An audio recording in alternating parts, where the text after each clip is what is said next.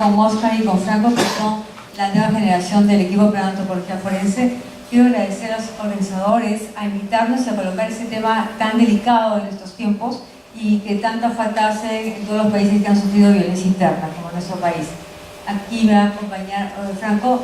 Gracias, Franco, para colocar las puestas los slides. En esta presentación, de alguna manera quisiera hacer un reconocimiento en toda su primera parte en lo que es el origen de la arqueología y cómo influenció para que arqueólogos devienan en antropólogos forenses. Y es el doctor Lumbreras que en 1977 escribe la arqueología como ciencia social, donde en una de sus líneas transcribe exactamente lo que él pone: la arqueología es una disciplina que se ocupa de estudiar las actividades de los seres humanos a partir del examen de los restos materiales o físicos de tales actividades. Y es así como en ese libro revoluciona de alguna manera el concepto que se tenía en esa época de la arqueología, en el sentido del papel de la arqueología, en el objetivo y estudio y su rol en la sociedad. Es por eso que dentro de esa forma comprometida de lo que es los científicos sociales, comprometidos en la reconstrucción de la memoria, de su historia y en toda esta formación que nos llevó a hacer muchos de nosotros alumnos, y algunos no hemos sido alumnos porque por razones diversas de conflictos políticos en las universidades a veces no podíamos tener al doctor Lumbreras dando clases. Sin embargo, tuvimos la oportunidad de compartir con él durante muchos años, y él definitivamente es el que ha generado la formación de muchas generaciones de arqueólogos en nuestro país.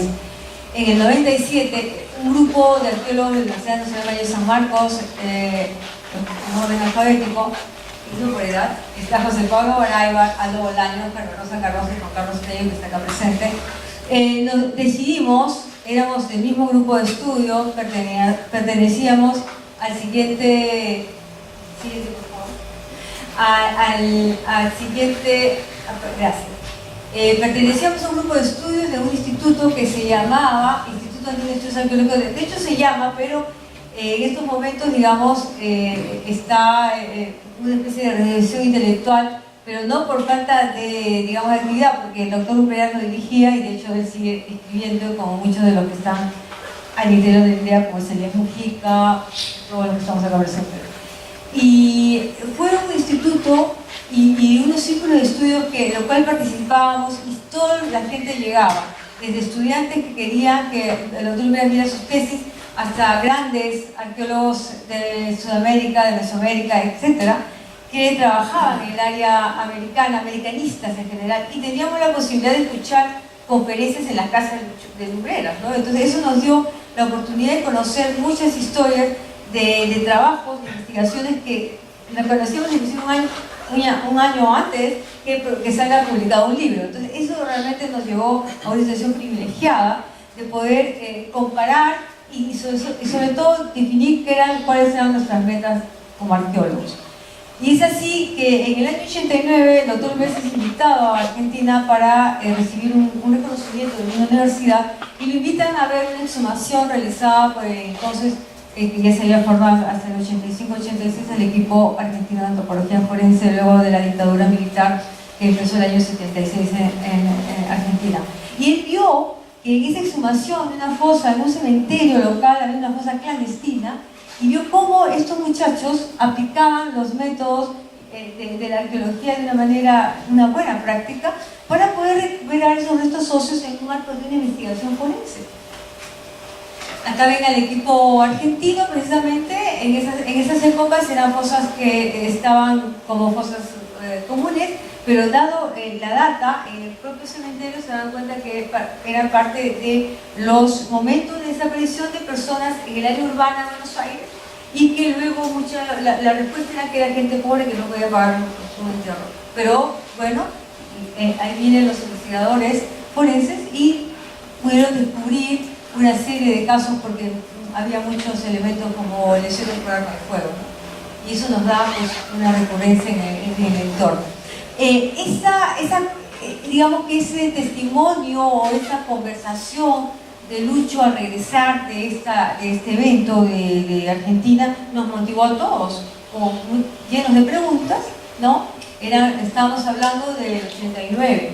En el 90, los chicos que fueron invitados por Lucho a escribir en la Gaceta Arqueológica del INDEA, que era el boletín del INDEA que sacaba cada 2 o 3 meses, después cada 4 meses, muy difícil de publicar en el Perú, eso es una gran realidad, pero tenía esa revista donde uno de los editores de acá, Juan Carlos Tello, era muy importante porque eran avances de lo que muchos nos hemos quejado que la gente no publica. Esa gaceta publicaba avances de estudios, de estudiantes de últimos años y de investigadores, y no solamente del Perú, sino de Ecuador, de Chile, de otros países, de México.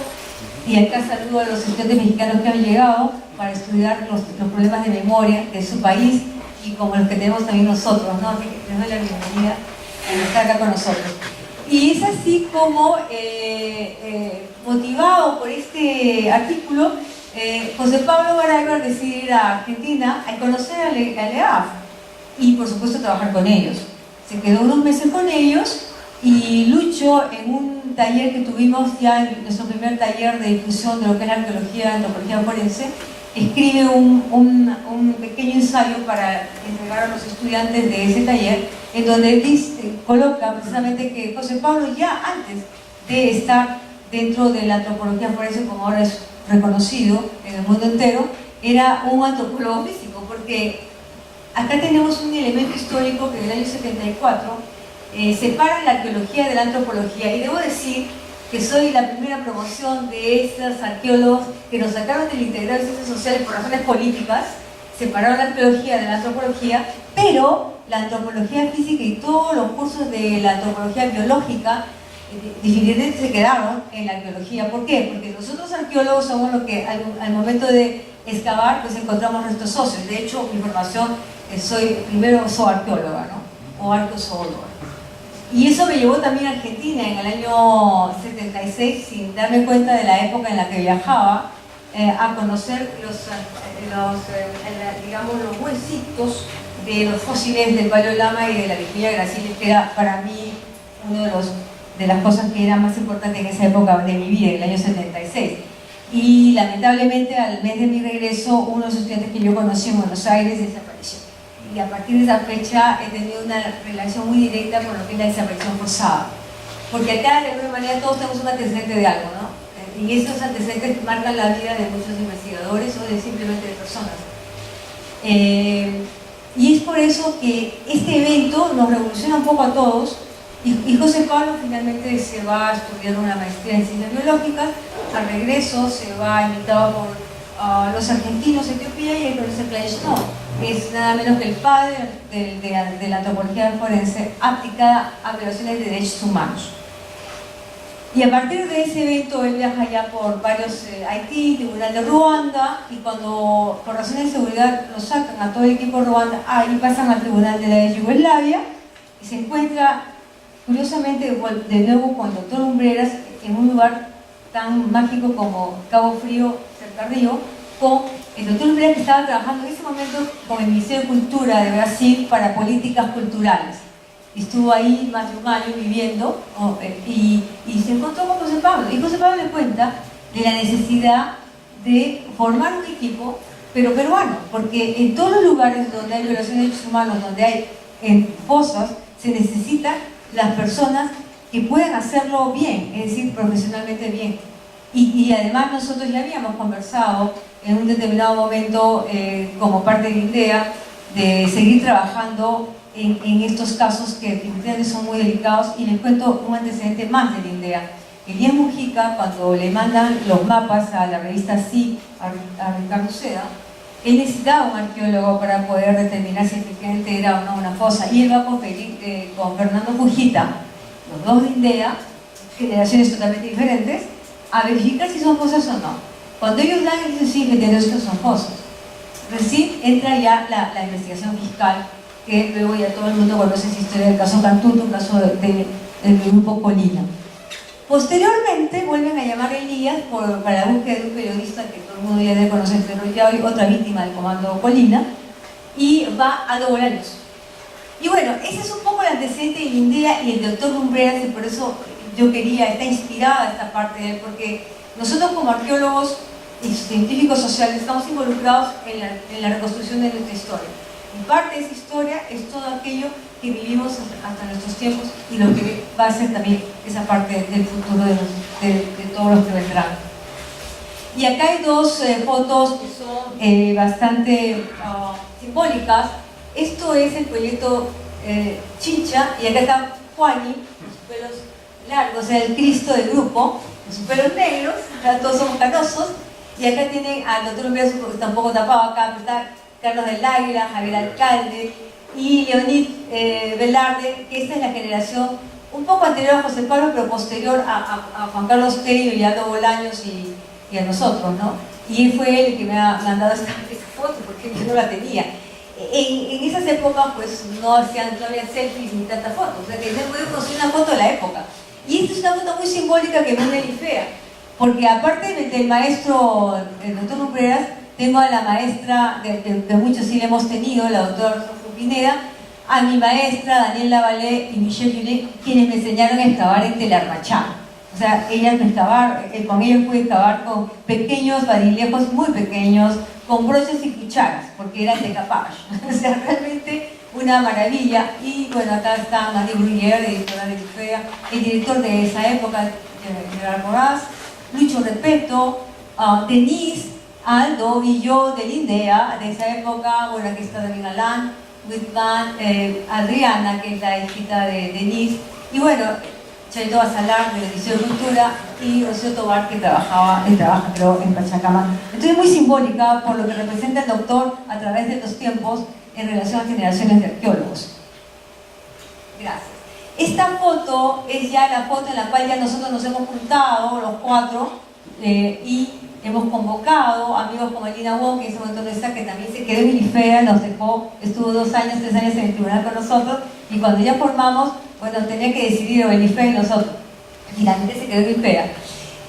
Carlos ha sido el grupo que se integró a finales del 90 y se fue en el 2002 con otro grupo, y Giovanni Bachota, que es nuestro amigo de todos, y fue el abogado que nos hizo formalizar en el 2001, debido a que durante este primer taller que dimos en Cieneguilla, llegó, por ejemplo, Patricia Bernardi del grupo argentino, Isabel Rebeco, y está el doctor Karishno y nosotros, ¿no? También Alan.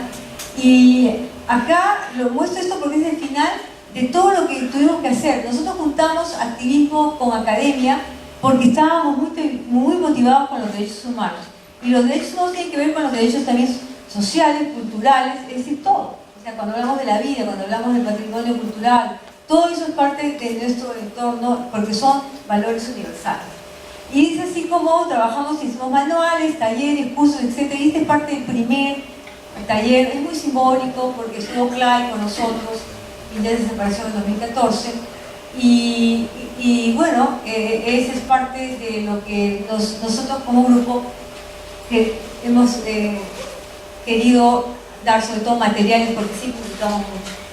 Entonces yo comienzo esta parte de la arqueología forense, porque miren, la arqueología forense, como la antropología física, cuando uno trabaja en un contexto médico legal, es forense, así de simple.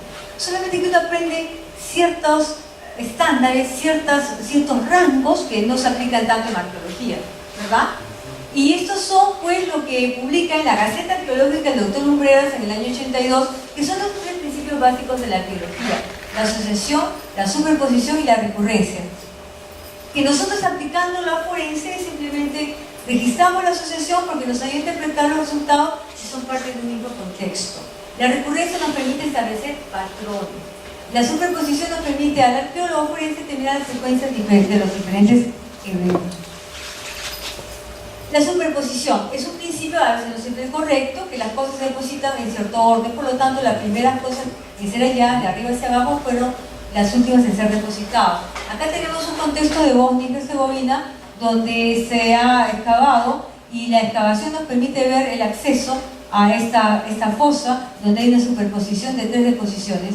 Esta es la primera, la segunda y la tercera. Significa que esta fue la última en colocar estos restos, y hay una huella que, digamos, la pala mecánica con la cual hicieron esta pequeña fosa en un lugar donde había una habitación de un grupo que fueron asesinados durante la guerra que todos conocemos, los Balcanes. Así, asociación. Cada grupo de objetos es dispuesto en que sí se generan asociaciones entre ellos. Las asociaciones pueden ser accidentales o intencionales. El registro de las asociaciones nos ayuda a interpretar los resultados. Y acá tenemos, en este primer digamos, taller donde han visto ustedes al doctor Snow, el grupo argentino, a nuestra colega de Chile, a nosotros, hicimos algo que fue en este primer momento, en el 2001, único, ahora ya se hace bastante, y es parte de los talleres de trabajo que hacen los forenses en lugares donde no hay desarrollo de antropología ni arqueología. Entonces, lo que hicimos fueron fosas. Mandamos a una amiga nuestra que ya no está con nosotros, Patricia, a Lilia Bugatás, a preparar unos muñecos tamaño natural. Y hicimos 60 muñecos para 4 fosos. Más o menos 30 personas representaban muñecos, más o menos 20 en cada fosa. Y luego nos fuimos a la comisaría de Cieneguilla, compramos una caja de balas para que los policías ejecuten a los muñecos. Es decir, hicimos algo que realmente es lo que se hace. O sea, realmente necesitamos balas, esto tiene que ser en un contexto de alguna manera legal y correcto, y les explicamos a los policías de qué cosa venía este taller. Porque en este taller llegaban comisionados de la Defensoría del Pueblo, fiscales del Ministerio Público, abogados, defensores de derechos humanos y algunos estudiantes ya con cierta preparación que estaban interesados en lo que nosotros habíamos realizado durante el 97 en el Tribunal Penal Internacional de la Yugoslavia. Esto fue en Lima, 2001, en Cieneguilla. La siguiente, por favor. ¿Puedo retroceder? Solamente para indicar que esto es una escena de crimen al final, ¿no? Los casquillos caen de un lado y las balas caen en otro lado, ¿verdad? Luego esto va se entierran estos muñecos, digamos que pueden ser personas, evidentemente, y eso es lo interesante, que luego los que hicieron ese taller tenían que encontrar todo, digamos, el circuito de esta detención y de esta ejecución. La siguiente, por favor. Acá vemos una asociación de qué. Estas fotos son aéreas, de satélites de países que están viendo qué es lo que hacemos nosotros en cada momento. Y esa es la doble moral que existe en nuestro mundo, ¿no? Esto sucedió el 13 de julio del 95 y esto lo que ven acá es una cancha de fútbol donde han agrupado a dos grupos de personas que han sido llevados en los convoyes. En esa época Naciones Unidas trataba de sacar a las civiles de estos lugares de Bosnia que estaban siendo atacados. Sin embargo, hay muchos que se quedaron y que luego en este tipo de asociaciones, gracias a estas fotos, hemos llegado a las cosas donde luego se encontrarían. Pero esto no es simplemente para que ustedes vean la asociación. La siguiente, por favor. La recurrencia es un evento, un grupo de eventos o un artefacto que se ocurre repetidamente en el tiempo y en el espacio. La siguiente, aplicada en forense, estamos hablando de otra foto, ¿no? Donde ustedes ven el 5 de julio, 22 días después, vemos que esta parte de este bosque, donde hay campo de cultivo y de un bosque, hay un cambio en su fisonomía. Esos son fosas, ¿verdad? Y acá, bueno, se agrega, se registra y, bueno, después el Tribunal Penal para el Yugoslavia entró y trabajó en fosas, ¿no? Y debo decir que el jefe de arqueólogos justamente del tribunal era José Pablo Araiva, donde hemos trabajado no solamente nosotros, el equipo de antropología forense, sino el equipo de Guatemala, la Fundación de Guatemala, el equipo argentino. Después él creó una especie de intern para que vayan muchos arqueólogos de todos lados, con lo menos, ya, la siguiente. El registro es indispensable, como todo, digamos, trabajo arqueológico. La siguiente. Eso, pero también en el tribunal se usan esos, digamos, especiales para hacer un registro como un totalization, como un registro mayor, ¿sí? O simplemente con la tabulación en estos tipos de talleres. La siguiente. Y bueno, simplemente con papel milimétrico, como cualquier arqueólogo, se hace el levantamiento. La siguiente. Esa es la parte ya más, digamos, elaborada. Esos son los talleres que hicimos con los estudiantes. La siguiente. y sí, hemos hecho contextos especiales. La siguiente, acá tenemos algunos arqueólogos. Y llegamos a un evento que podemos determinar como va a seguir pasando lo perfecto. Es una cosa original donde se pueden ver los bordes, el siguiente. Está justamente aquí está Juan Carlos Tello y José Pablo, siguiente, donde hemos logrado limpiar y determinar las cosas, la siguiente. Todos con métodos arqueológicos, solamente con ciertos mecanismos importantes para poder determinar los cuerpos. Eso es para entrar en un tribunal, porque recuerden que trabajamos para un tribunal. Igual, esos son los bloques como llegaron en este momento las partes de cadáveres que sacaron de un lugar determinados, la siguiente, hasta dejarlo limpio. La siguiente es exactamente se trabaja como en arqueología, solamente con un método más riguroso, porque eso va a prueba. O sea, no es que uno se olvida y no, eso va a una prueba cuando está en tribunal. Aplicada a un contexto de personas desaparecidas, sabemos que generalmente estos contextos son post facto, es decir, después de mucho tiempo. El primer caso que trabajamos como EPAF en esa época fue el MRTA, la siguiente, y lo que hicimos, solamente nos encargamos de lo que era cráneo y cuello, y encontramos un patrón. En ese patrón había 8 personas de las 14 que tenían unas heridas en las primeras cervicales, que eran de atrás hacia adelante y de arriba hacia abajo. Eso lo interpreta el abogado y el juez, pero nosotros simplemente escribimos. Pero fue muy interesante porque solamente hicimos cráneo y cuello, y los médicos legales de medicina legal hicieron toda la parte del resto. La siguiente, y acá fue al final, el doctor Snow junto con José Pablo fueron los peritos y nosotros fuimos simplemente los ayudantes, porque fue la primera, la siguiente, que tuvimos la primera ingreso, digamos, de la antropología forense y arqueología forense en el campo judicial y en el Perú. La metodología, como cualquier investigación, tiene varias etapas. La siguiente es la investigación preliminar, que es el contacto con los familiares, el recojo ante morte, fotografías, información. La siguiente, la inspección de fosas. Se hace el tratamiento arqueológico. La siguiente, la exhumación, que tiene que con estos asociación de supervisión y recurrencia, que ya hemos hablado. La siguiente, Putis, es una exhumación que se hizo en el 2008, perdón. Está Juan Carlos, está Oscar y Franco, que están acá presentes. La siguiente es un lugar de 92 personas, que fueron imputadas. Y la metodología, luego de la exhumación, se pasa al laboratorio. En el laboratorio se hace todo en la comparación biológica y de toda la información que es obtenida para poder examinar los cuerpos. Y es por eso que se desprende la siguiente, lo que dijo Ty Snow, ¿no? Que estos son diferentes. El Ty Snow nos decía que cualquier elemento que se encuentre en un resto humano nos va a dar una lectura que el perpetrador no lo va a contar, sino que lo lee. Y acá estamos en Bosnia, en Kosovo, en Chutchi, Apomarca, esto es Carito con la mamá Angélica que acaba de fallecer, y en Putis. La siguiente. Es así como se trabaja una vez que se tiene el cuerpo en la mesa. La siguiente, se puede visualizar todas las que son heridas, y estos son los puntos importantes. La siguiente, las entradas de bala, cómo mostrarlas fotográficamente. Estos son golpe, y esta es una bala que el golpe fue primero, porque la bala, al ingresar el proyectil, se queda la huella en la primera lesión. La siguiente. Estamos en el caso Cabitos, estamos en la oficina de Ayacucho, y hay que revisar muy bien la ropa, es también un elemento de asociación. ¿Por qué? Porque luego remontamos el cráneo, vemos las entradas y salidas y también la ropa. La siguiente.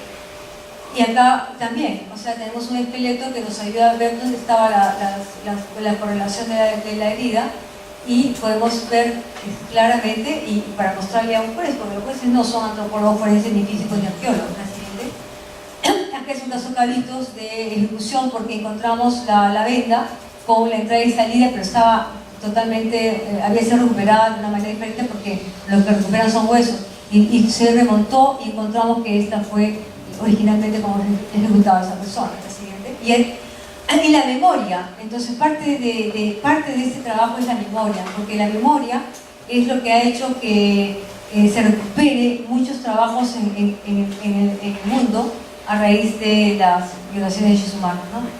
La siguiente, y es por eso que nosotros tenemos un nivel de 80 y 90, que son 2 décadas de violaciones de derechos humanos que sufrió el país, por lo cual tenemos una condición de la verdad. Y es por eso que la siguiente, es muy urgente recuperar esa información ante morte de las víctimas, porque a diferencia de lo que hacemos en el pasado, es que esa recuperación ante morte de las víctimas nos puede llevar a la identificación de las personas. Acá, por ejemplo, acá está Juan, y precisamente cuando se hizo la primera exhumación de la Comisión de la Verdad, y fue de esta manera como podemos identificar a las personas, porque la adopción ante muerte lo puede dar solamente un familiar muy cercano, y con ello se puede identificar y devolver a las familias, porque el propósito de la antropología forense aplicada a derechos humanos es devolver a los familiares sus seres queridos. Porque y termino porque acaba de fallecer mamá Angélica, que es la persona que fundó AMPACET y con la cual trabajamos muchos años. Ella nunca encontró a su hijo Arquímedes, pero sin embargo últimamente la sentencia, ella pudo escuchar que la sentencia sí determinó que su hijo fue desaparecido y llevado al cuartel Los Clavitos. Muchas gracias.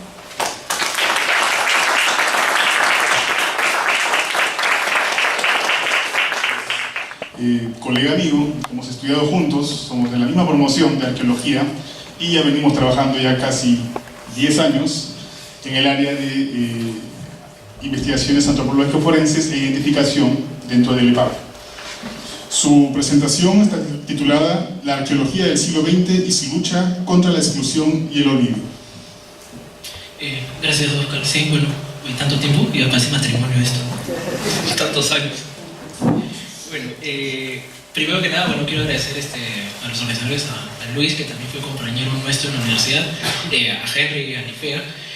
Cuando me plantearon presentar algo sobre la antropología forense y las voces subalternas, en realidad para mí fue un reto bastante grande. De hecho, he estado pensando durante varias semanas cómo podía realmente enmarcar el tema de lo forense a la temática de este congreso. Y en realidad yo no voy a hablar tanto técnicamente como Carmen Rosa de lo que trata la antropología forense, sino más que todo exploro mi lado antropológico, porque en cuenta la antropología forense también hace antropología desde un punto de vista diferente, pero también hay una formación social, entonces en eso radica mi presentación.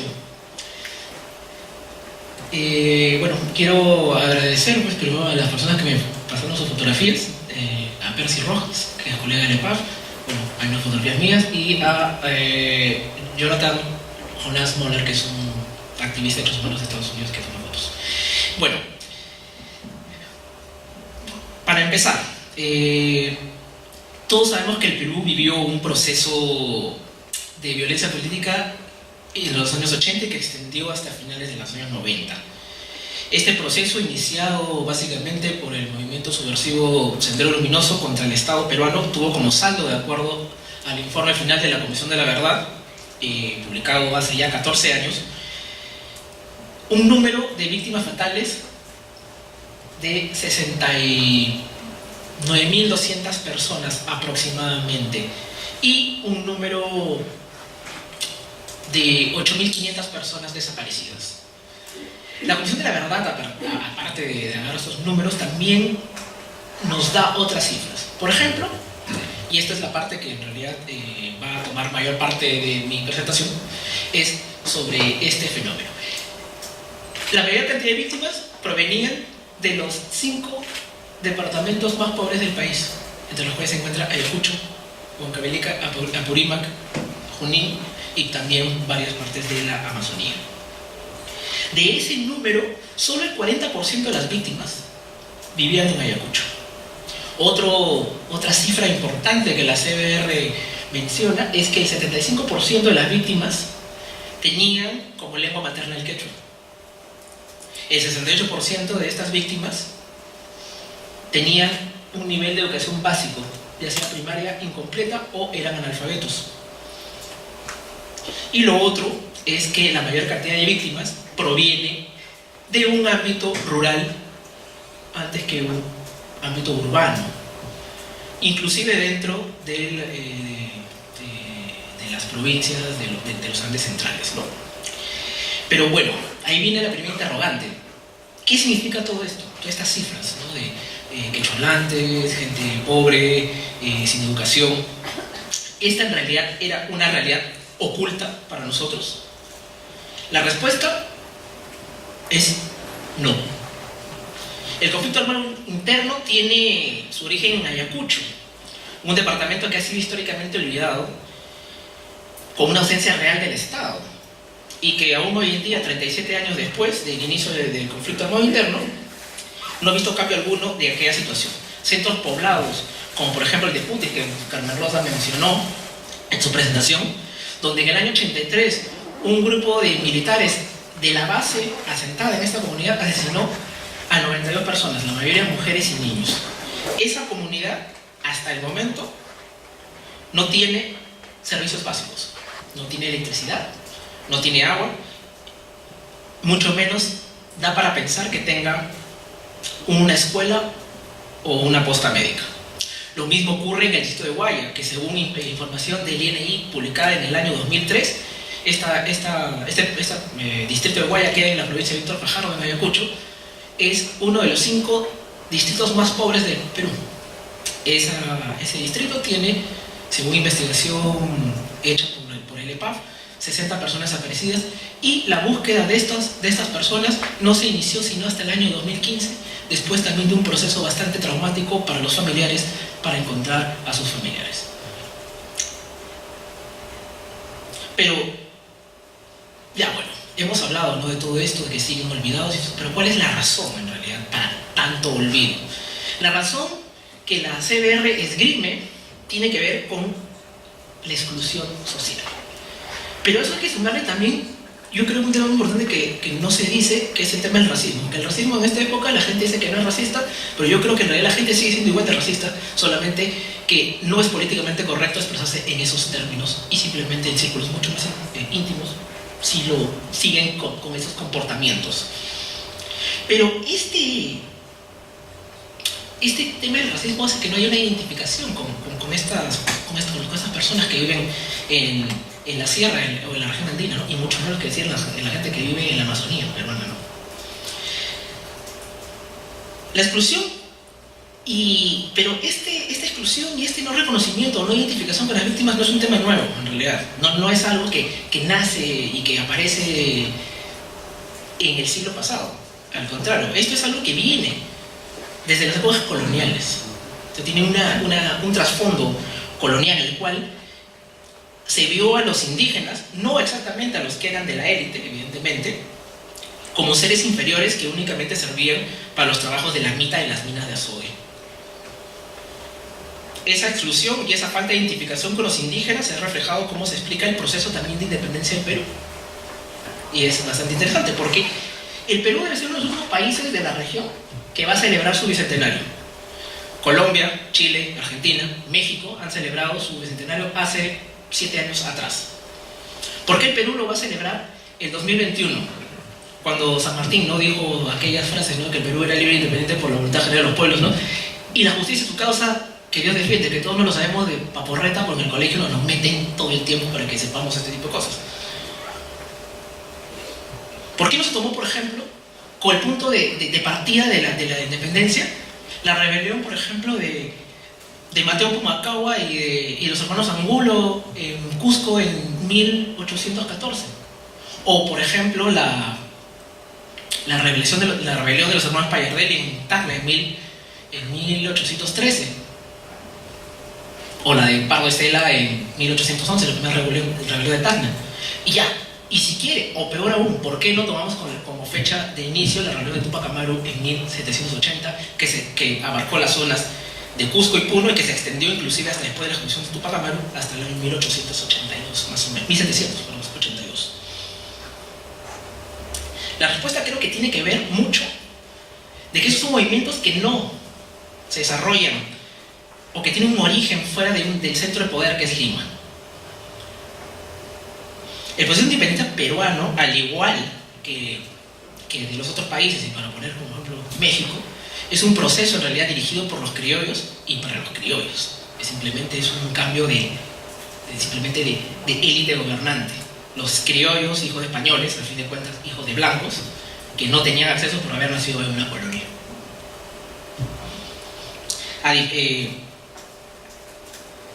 Entonces vemos que, bueno, que velaban más bien los criollos por sus derechos y que estos nunca tuvieron en cuenta el bienestar de los indígenas, tanto es así que aún después de la reafirmación de la independencia en 1824, estos siguieron viviendo en las mismas condiciones de exclusión y miseria. 100 años o más de 100 años después, estas fueron las razones o las causas para el levantamiento del Sendero Luminoso en 1980. Pero hay un fenómeno también que es muy importante para tomar en cuenta, y es que a mediados del siglo XVII se da origen a la creación de los llamados Estado-Nación. Pasa el poder feudal a lo que podríamos llamar a una especie de Estado, no tanto moderno, pero digamos, más o menos parecido a lo que tenemos ahora, que son entidades con un territorio y límites definidos y que tienen una unidad idiomática y cultural. Es decir, que comparten una misma identidad. El Perú, a diferencia de la mayoría de Estados-Nación, nace como tal sin una identidad propia, sin un reconocimiento de lo indígena como parte de esta entidad.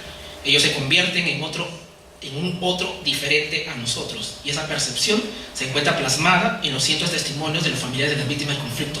Frases como las de el señor Primitivo Quispe, que menciona que su pueblo era pues un pueblo ajeno dentro del Perú, u otros que piden que algún día puedan ser reconocidos como peruanos por los otros peruanos. Ellos mismos se dan cuenta que no son parte de esta idea de nación que fue creada en 1821 y que no son parte del país. Aún en día, esta percepción de que hay ciudadanos con derechos plenos y otros ciudadanos de segunda y hasta de tercera categoría sigue vigente. Ejemplo claro son las palabras del expresidente Alan García, luego los indígenas del Baguazo, quien llamó salvajes y ciudadanos de segunda categoría a los indígenas de esta zona. Pero ¿qué es la identidad? O sea, porque ya decimos no hay una identidad, no hay identificación. La identidad se entiende básicamente como el reconocimiento con otro en las similitudes que podemos tener. En la psicología dicen que viene del yo, como yo me reconozco a mí mismo a partir de mis propias características, pero en el ámbito cultural es a partir de todos los elementos comunes que tenemos. Pero asimismo, la identidad también se basa en las diferencias con un otro. Entonces, al final, toda identidad cultural, al mismo tiempo que te separa, también te vincula. En el caso del Perú, no tenemos, por lo menos en el inicio de la República, no tenemos una identidad como tal. La identidad peruana se ha ido construyendo en este nuevo siglo y básicamente se basa en aspectos culturales dominados principalmente por el orgullo hacia nuestra gastronomía y la defensa del origen del pisco, si es peruano o chileno. Nuestro pasado milenario, por supuesto, como punta de lanza Machu Picchu, porque básicamente es eso. Lo anterior es como que cuando vino todo el tema del tumi que lo vendían en Chile, la gente decía, pero el tumi incaico, o sea, ni siquiera nosotros sabemos que eso no es inca, y la gente decía mochique, tampoco es mochica, porque es de Sican y la Mayeque en realidad.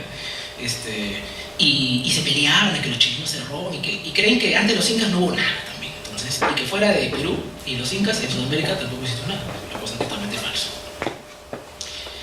Entonces, tenemos esto que se identifica también, pero hay una cosa muy importante con el tema de la identidad, pues la identidad también se ha basado en un comportamiento bastante para mí vergonzoso en realidad, y que no todos los peruanos lo compartimos, y es un sentimiento antichileno. Todos nos unimos contra Chile. Perdió ayer y todos están felices, están saltando porque perdió en el fútbol. O sea, y el fútbol también es un elemento cohesionador de la identidad como nación, ¿no? Pero vemos que, por ejemplo, dentro de este mismo territorio también puede haber diferentes entidades individuales, porque todos los estados no son homogéneos. Bolivia debe ser uno de los primeros estados que reconoce la pluriculturalidad de su territorio. Y esto llegó desde la llegada de Evo Morales al poder. Así que es así que no hay una identificación del habitante de la costa con el habitante de los Andes, y mucho menos con el habitante de la Amazonía. Y yo creo que eso que es la explicación más clara de por qué las muertes de las personas en la zona de la sierra y la Amazonía simplemente son muertes que en realidad pasan desapercibidas. Porque no hay un sentimiento de indignación nacional, por ejemplo, como ocurre con eventos como el caso de Tarata, ocurrió aquí en Miraflores, no muy lejos de aquí. Todo el mundo se indigna y siente las muertes de 23 personas como si hubiesen muerto 3 millones, pero antes de eso, en los 80s, murieron muchas personas y creo que básicamente son muy pocas personas las que realmente sienten ese dolor y esa muerte, de esas muertes como algo propio. Pero también tiene que ver mucho que en el Perú, a diferencia de otros países de la región, no hay un fenómeno de emergencia de lo que es lo indígena, que se dio en los años 90, que trajo consigo la definición de lo indígena sobre lo que se llamaba y se asumía como indio. En realidad, el término indio es un término mal aplicado a nuestro continente, porque nosotros no somos indios. Aquí lo que había eran indígenas, que son los oriundos, pero los españoles los llamaron indios porque pensaron que habían llegado a las Indias. Y entonces, dentro de esto, este proceso tiene como un fuerte cuestionamiento al Estado republicano, ¿no? como se entiende actualmente, centralizado y unitario, que trató de construir en América Latina, sino también como un cuestionamiento de las historias oficiales.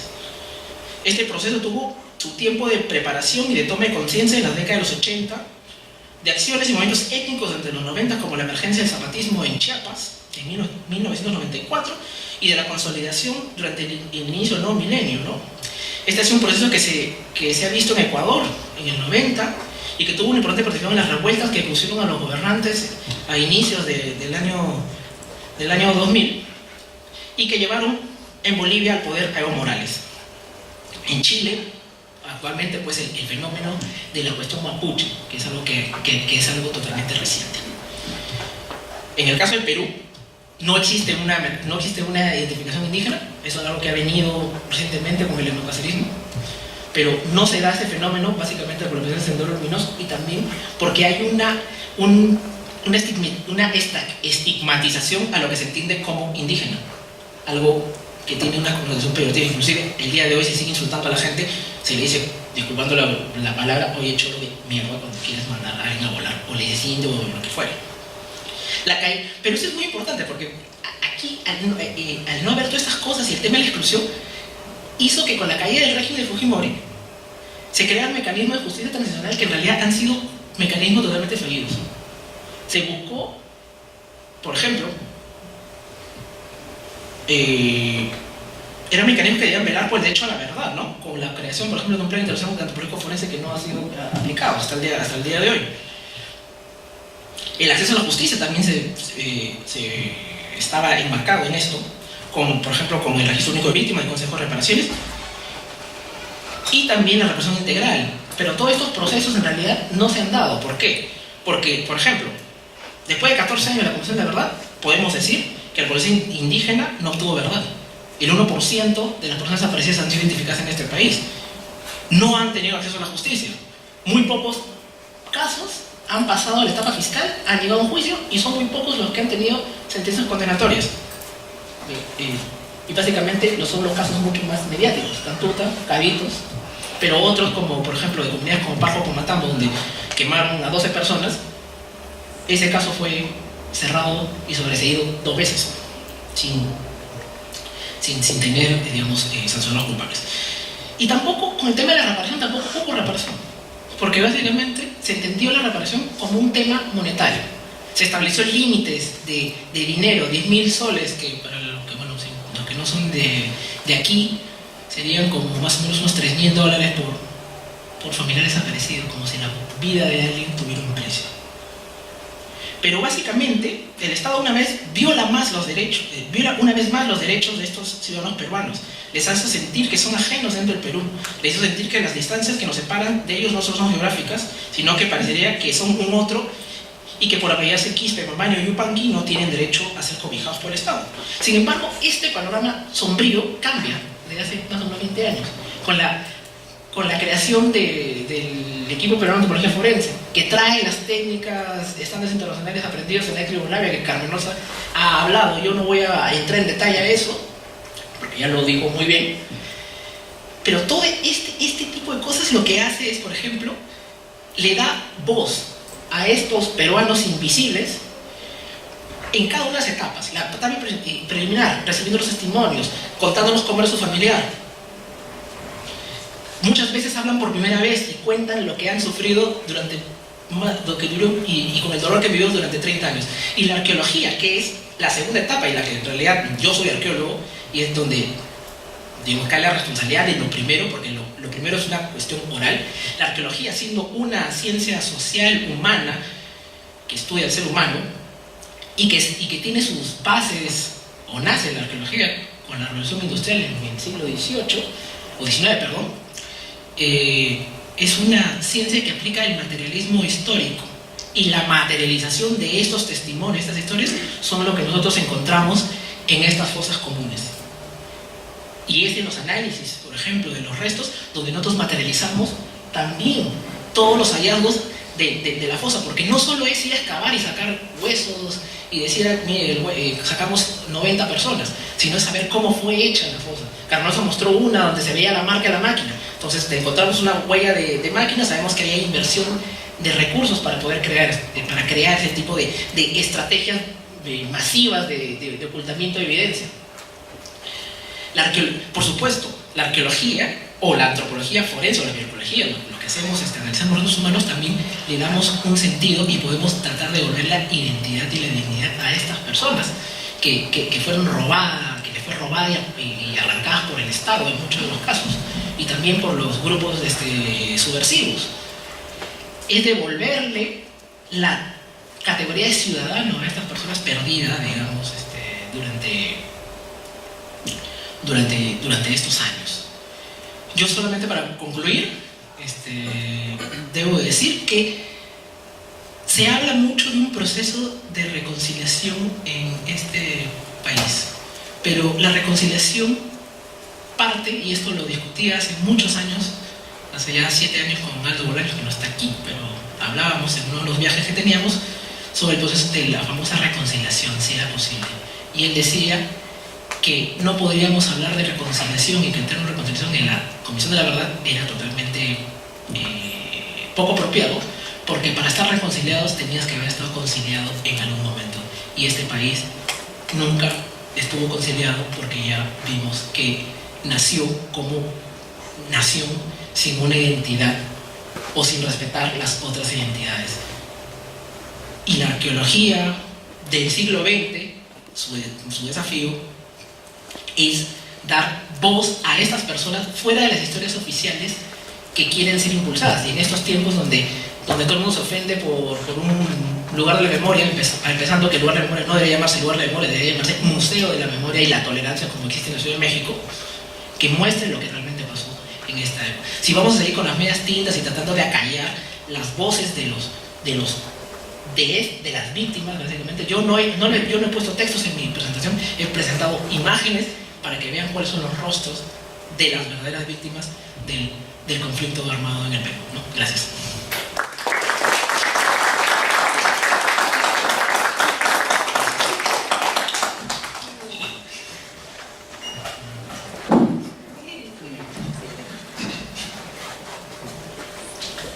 Muchas gracias, Franco.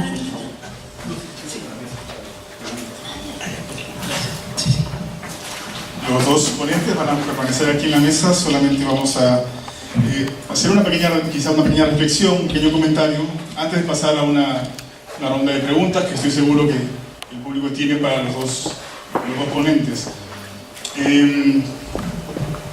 Me parece que ambos ponentes han presentado de una forma un poco diferente todos los aspectos, justamente diferentes aspectos que han influenciado y han impactado justamente en la aplicación de esta disciplina aquí en este país.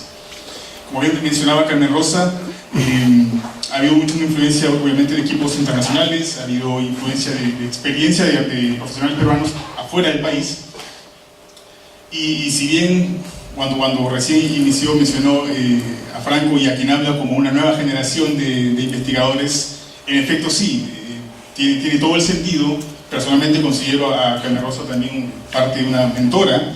Dentro de, cuando nosotros entramos al equipo peruano de antropología forense, éramos estudiantes todavía de último ciclo, de último año, perdón. Ya incluso nos comprometimos directamente junto con Franco en trabajar en la disciplina, en trabajar en el equipo, perdiendo clases, no importaba. Valía la pena justamente porque sí estábamos comprometidos desde un inicio. Y tal como mencionaba ella, es parte de todo un proceso que, si bien tiene muchos años, ya varias décadas, ha ido cambiando. Hay cosas que han ido modificando, por ejemplo, y es normal, cosas que se van actualizando, procedimientos, metodologías, por ejemplo, que se aplicaban hace 15, 20 años, ya no se aplican, por ejemplo, en casos de análisis. Por ejemplo, con Franco intentamos aplicar cada vez más métodos nuevos, métodos que van saliendo continuamente, y de eso se trata, ir justamente modificando, ir actualizando cosas, pero como bien mencionaba Carmen Rosa, todo tiene una base, ¿no? y una formación, que en nuestro caso, en el caso Franco y quien habla, es una formación en arqueología. Nosotros somos arqueólogos, pero al momento de entrar al equipo, obviamente ya vimos, o sea, se aplicó una arqueología ya vista de otro enfoque. Una arqueología que tenía otra finalidad. La metodología, como bien mencionó ella, es la misma, seguimos los mismos principios, pero tiene otra finalidad. Hacemos otro tipo de preguntas que intentamos responder. Y como mencionaba Franco también, Franco me parece justamente está presentando no únicamente la parte del contexto antropológico, desde un punto de vista antropológico, del contexto histórico, de todas las cosas que todo lo que ha impactado o ha influenciado en la aplicación de esta disciplina, sino también desde su punto de vista de experiencia, ya con más de 10 años justamente. No somos el EPAF, no somos activistas, somos investigadores, y trabajamos directamente justamente con los casos, con las comunidades. Eso justamente permite entender un poquito mejor el proceso, que es esencial. Hemos sido muy críticos nosotros más de una vez con personas que describen justamente desde su punto de vista antropológico, pero sin entender bien justamente el proceso, sin saber directamente qué implica justamente aplicar la disciplina aquí en contextos de violación de derechos humanos. Trabajando, como dije, con comunidades directamente, trabajando directamente con familiares de víctimas de personas desaparecidas, y entendiendo un poquito mejor el proceso. Pero volviendo nuevamente al hecho de que tenemos una formación de arqueólogos, aplicamos arqueología, pero, como dije, enfocada desde otro punto, haciendo unas preguntas diferentes, buscando respuestas diferentes. Y solamente para terminar, volviendo a lo que presentaba Carmen presentaba bastantes ejemplos de cómo ha ido cambiando, cómo fui empezando y cómo ha ido cambiando justamente la aplicación de la disciplina aquí en nuestro país. Recuerdo por ejemplo, que mencionaste el caso, por ejemplo, de Pedro Yauri en Huacho. Yo participé justamente en una diligencia que fue al principio como asistente, ahora último ya soy perito del caso, he participado en las prospecciones justamente de este caso. Presentaste también el ejemplo, por ejemplo, para representar el principio de asociación con los muñecos en el campo y el disparo. Utilizamos justamente ese modelo en un taller que hicimos en las Filipinas, exactamente de la misma forma, con muñecos en un campo de tiro, contactamos soldados, pero ya incluso comenzamos a actualizarlo y hicimos incluso hasta un poco más realista, en el sentido que amarramos pequeñas bolsas con pintura roja atrás del cráneo, del cuerpo del muñeco, e hicimos justamente que los soldados disparaban directamente. Cosa que el efecto es real y es tal cual como hubiera sucedido en un caso de una ejecución. O sea, así más o menos como se van modificando, se van actualizando las cosas, con miras a hacer, si es un trabajo muy sistemático, con miras a hacerlo más real, con miras a responder esas preguntas que desde la antropología forense intentamos formular. Me parece que vamos a pasar a una secuencia de preguntas. ¿Sí? Si es que hay alguna pregunta del público para las dos ponentes.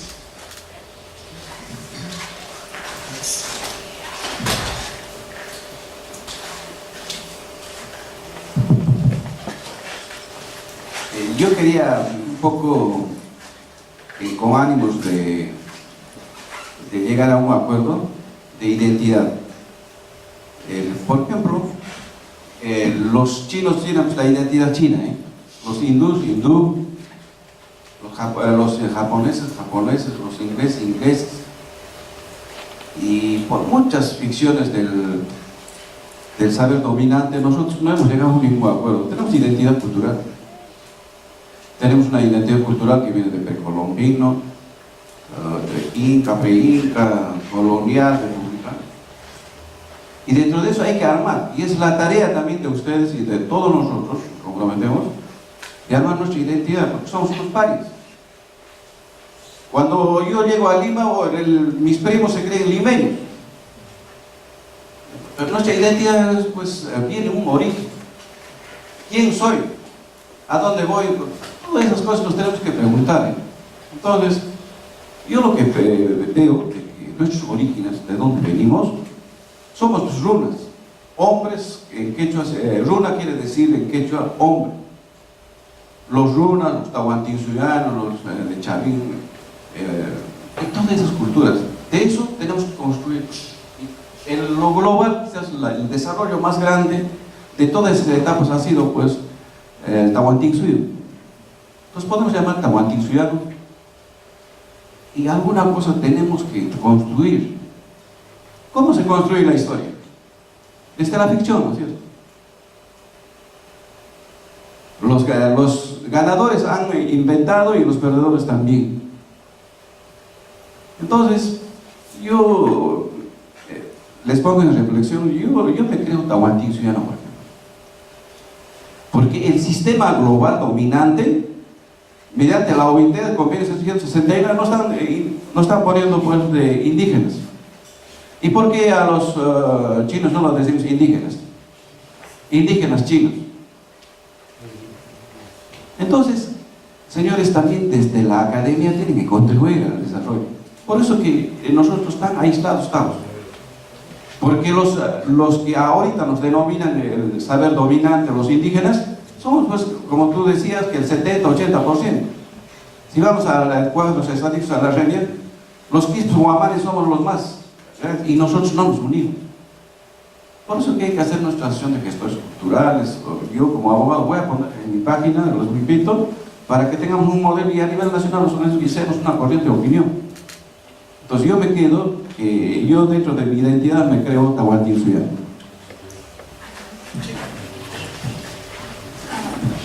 En el caso nuestro, lo que buscamos son la identidad perdida. Y no estamos trabajando la etnicidad ni en tanto cultura, sino lo que estamos buscando son a personas. Y la búsqueda de una persona que desaparece, sea extrajudicialmente o desaparece por motivos, digamos, como secuestro. En el caso peruano ha habido secuestros por parte de las fuerzas como Sendero Luminoso o el MRTA y la parte oficial de la desaparición forzada, que es el Estado. Digamos, el arqueólogo forense lo que busca es la identidad. Y el antropólogo forense, lo que pasa es que en el Perú la formación de los antropólogos forenses se basa en los arqueólogos. Y eso es una parte que por falta de tiempo no se habló. La antropología en el mundo generalmente convoca a todo, pero en el Perú en el año 74 lo separaron y sacaron la arqueología de la antropología, y es por eso que los arqueólogos nos trabajamos como antropólogos físicos, y son los antropólogos físicos, como el caso por ejemplo de Oscar y de José Pablo, de Franco, que son los más cercanos a la antropología física, pero que son arqueólogos. En el caso mío yo era arqueozoóloga, o sea, siempre trabajaba en mamíferos. Pero ¿qué nos motivaba a nosotros? Nos motivaba lo que pasaba a nuestro alrededor. Y al tener conocimientos básicos de lo que son los mamíferos, en el caso mío, y además por ser activista de derechos humanos, me metí a la que es la antropología forense, pero que viene a ser en el Perú una fuente de los arqueólogos. Y nosotros buscamos identidades. Y no necesariamente estamos hablando de identidad cultural, estamos hablando de identidades de personas. Porque ese es el aporte desde la arqueología y la antropología física a nuestras culturas. Y al conocer sus historias, relatamos la parte cultural también. Pero digamos que esta ponencia tiene que ver con esa parte de lo que es la antropología forense, que está basada en el Perú en la arqueología. Bueno, primeramente, saludo a todos los presentes, ponentes. Y me parece muy interesante y muy saludable este tipo de eventos, que yo creo que debería ser algo así como un primer peldaño, primer paso, por decirlo, hacia una arqueología crítica. Una arqueología crítica desde el punto de vista de los ponentes que ya han participado, quienes están trabajando en periodos partidos como Chimú, etc., desde la arqueología forense, pero también desde otros sectores de la arqueología, como, bueno, quien habla está intentando hacer, ¿no? Para el caso de los periodos más tempranos, para los periodos que tienen que ver con sociedades que en la arqueología normalmente se consideran como sociedades cazadoras-recolectoras, o periodos tempranos en general. Pero yo creo que todos estos discursos deberían estar cohesionados, cada uno obviamente con su peculiaridad, ¿no? Pero finalmente para conseguir algo así como una especie de una red de pensamiento crítico, porque la arqueología no debe ser pues una ciencia del mero pasado, por el pasado, sino como nos decía un profesor que tuve en San Marcos, Mujica, a quien ya se le ha nombrado varias veces. Él decía una cosa muy interesante y se me ha quedado grabado en la mente. Para mí la arqueología no es, él decía así, no es una ciencia del pasado, porque si fuera por el pasado, sería una pérdida de tiempo, o a lo máximo una mera curiosidad de un individuo. Pero si la arqueología es una ciencia que sirve para el futuro, entendiendo el pasado obviamente, entonces allí adquiere importancia social, no solamente para los mismos arqueólogos, sino para la sociedad. Como bien decía en algún momento, escuché, para un poblador X, la arqueología puede ser simplemente interés del arqueólogo, pero fuera del arqueólogo no tiene importancia.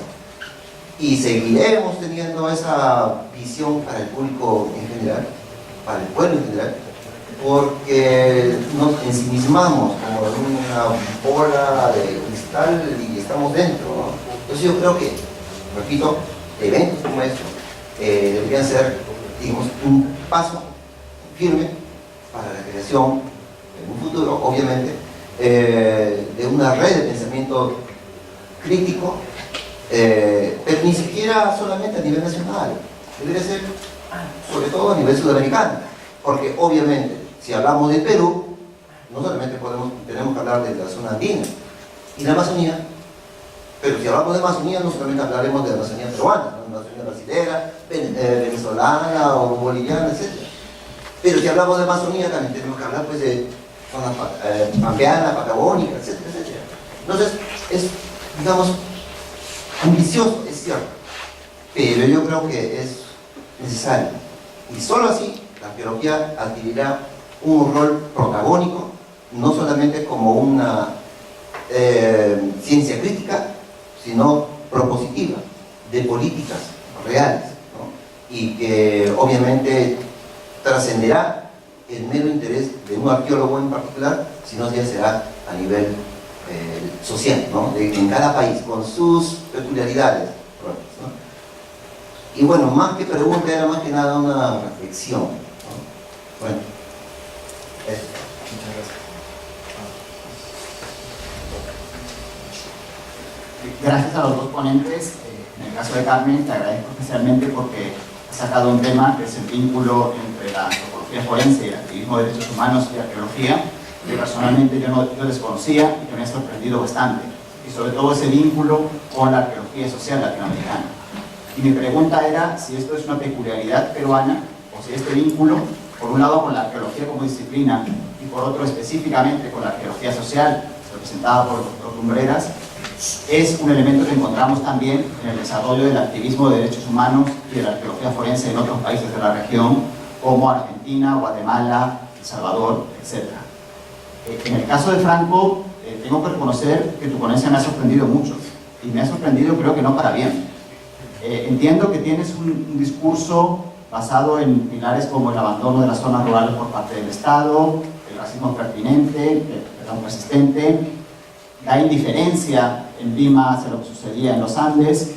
Entiendo que este fue un discurso de finales de los 90, fue tremendamente funcional para posicionar la Comisión de la Verdad y para posicionar la problemática de derechos humanos, y que muchos apoyamos en ese momento justamente por esa funcionalidad, para posicionar estos temas. Pero es una narrativa que en buena medida ya estaba desfasada respecto a lo que sabíamos en el mundo académico, en los estudios académicos, y que en estos 20 años se ha quedado mucho más desfasada.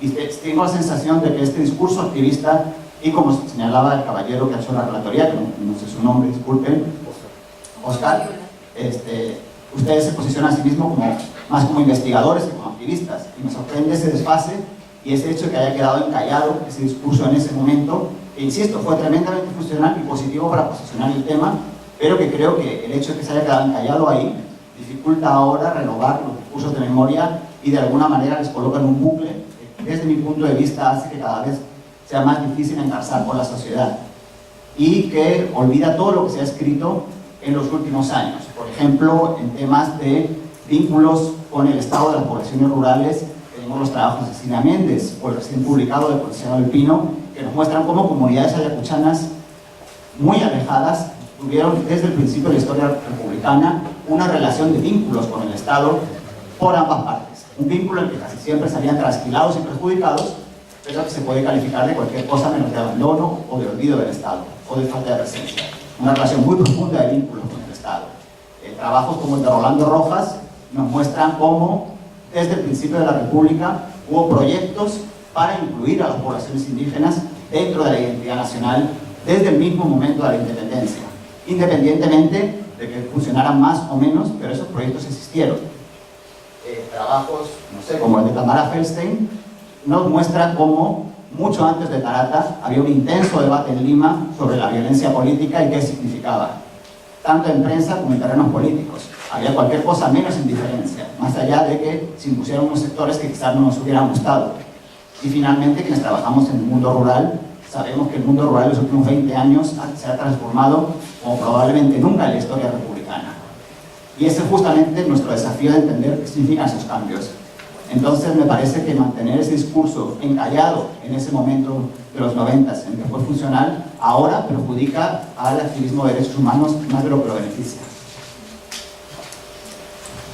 Gracias, Javier. Mira, lo que respecta a la temática que hemos tocado, efectivamente, bueno, todo el mundo conoce, yo desde los 80 soy activista de derechos humanos y arqueóloga al mismo tiempo, y he tenido la ventaja de haber tenido al doctor Umbreras en los 70, porque yo soy de los 70, soy de la primera promoción de arqueología, dicho sea de paso, en el año 74, que somos promoción 74, pero en realidad entramos en 75, en San Marcos, porque nos sacaron de integral de ciencias sociales.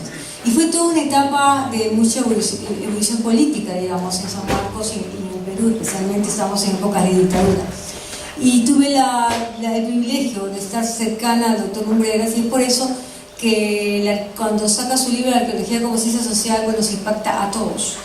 Y desde ahí nunca más conceptuamos la arqueología como meramente la actividad que te va a sacar poco a poco como un decapage, como hacemos en la prehistoria, sacar poco a poco cada, digamos, elemento cultural, sino todo lo contrario, vas al fondo del problema.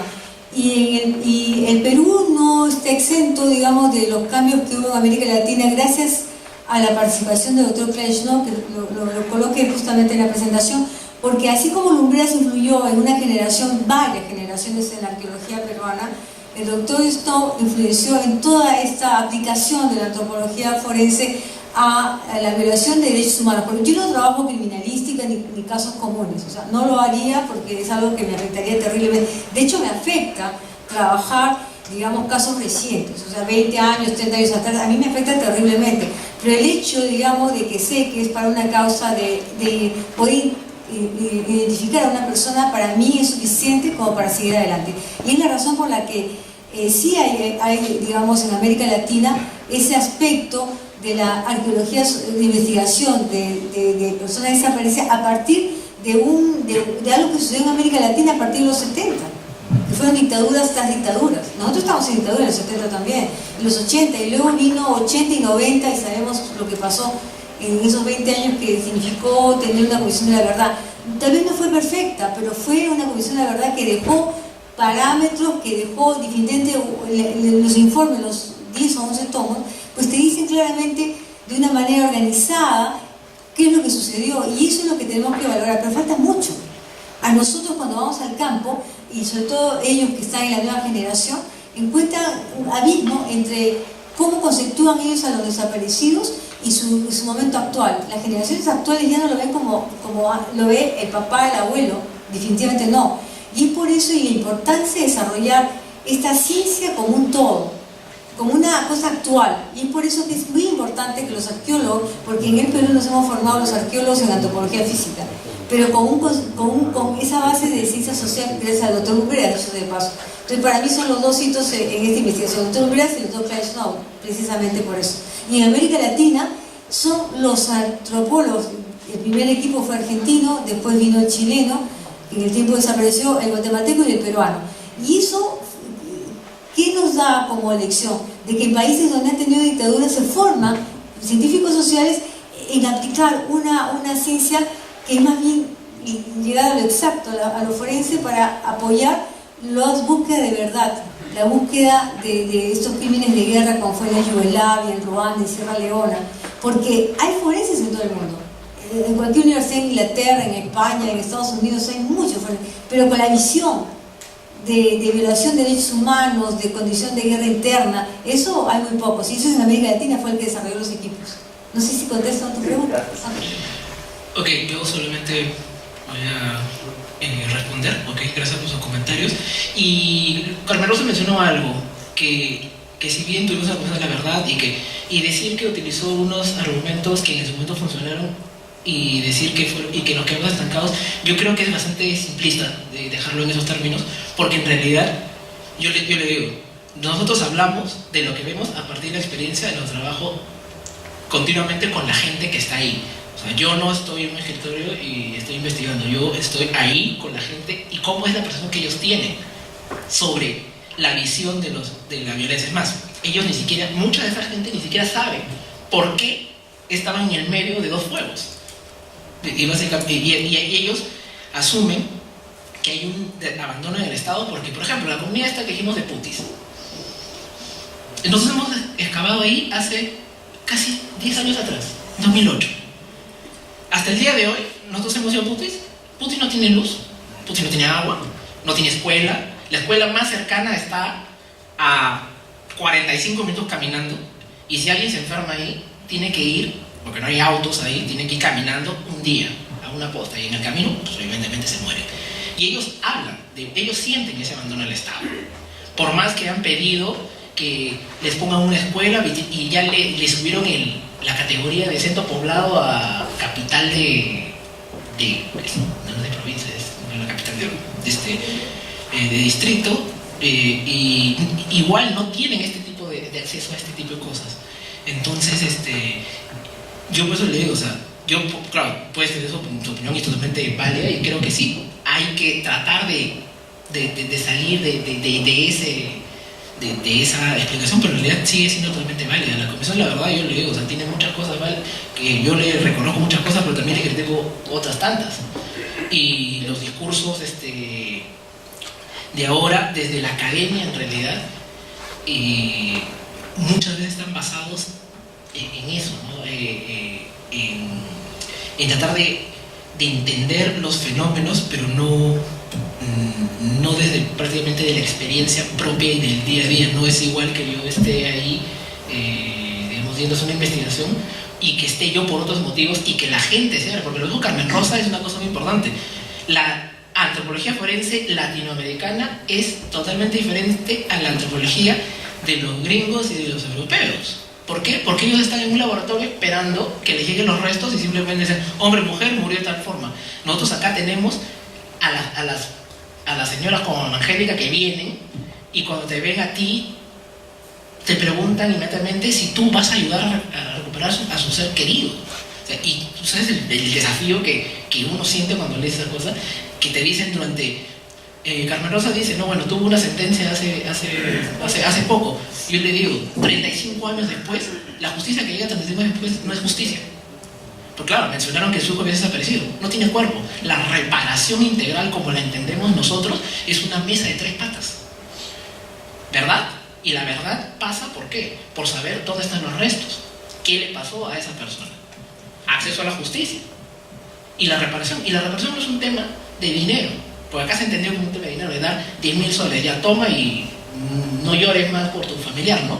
Así es como se ha entendido en este país. Porque la única forma, si yo ahorita agarro y le quito el celular y lo rompo, la única forma que yo tengo para repararlo a usted de ese daño es comprando un celular nuevo. Pero ¿cómo yo le reparo a una persona a la cual le he desaparecido y le he matado a su ser querido? No puedo traer la vida. La única forma que tengo de repararlo es devolviéndole los restos, tratando de devolver la dignidad de esa persona. Entonces, esa es básicamente la reflexión que yo quiero dar. Por supuesto, lo que mencionas es totalmente válido y yo creo que sí deberíamos también tratar de buscar otros tipos de líneas de investigación, ¿no? Acá hay un último... Y esta es la última pregunta, ¿no? Sí, perdón porque hay bastante gente que quiere preguntar, pero son 1:20 y no queremos cortar más la hora del almuerzo. Con ese comentario que es una réplica también a lo que dijo Raúl, terminamos. Sí, yo quería señalar que en realidad creo que es muy difícil tratar de constreñir la acción de la Comisión de la Verdad y el logro de que existiera a un discurso funcional a ello, ¿no? Cuando logramos que se creara la Comisión de la Verdad en el gobierno de Valentín Paniagua, incluso con un gran demócrata como Valentín Paniagua, nos costó mucho presionarlo para que aceptara la Comisión de la Verdad. Estuvimos haciendo lavados de prendas representativas de desaparecidos en la Plaza de Armas, como se había hecho lavado de la Margarita. Amenazamos con poner 5.000 cruces blancas en la Plaza de Armas. Pusimos un estrado con un telón negro. Después de eso, Beto Adrianción salió del Palacio de Gobierno y nos dijo: ya no es necesario que siga porque ya se decidió la creación.